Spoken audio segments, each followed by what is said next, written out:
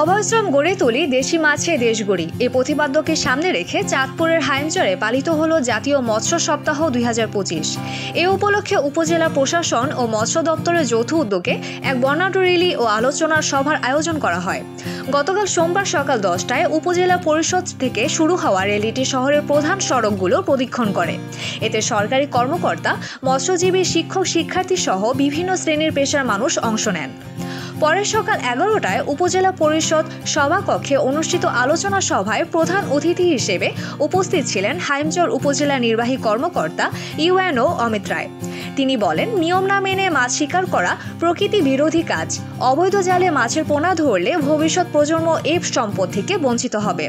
তিনি ইলিশ রক্ষায়, মা ইলিশ ও ঝাটকা নিধনে সরকারের নিষেধাজ্ঞা মেনে চলার জন্য জেলেদের প্রতি আহ্বান জানান।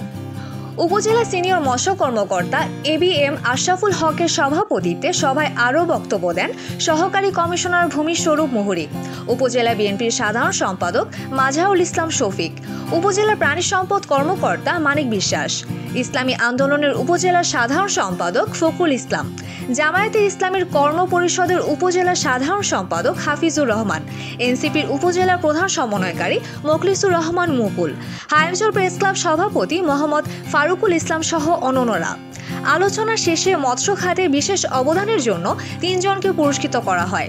অনুষ্ঠানে বিভিন্ন সরকারি দপ্তরের কর্মকর্তা, রাজনৈতিক দলের নেতা এবং মৎস্যজীবীরা উপস্থিত ছিলেন।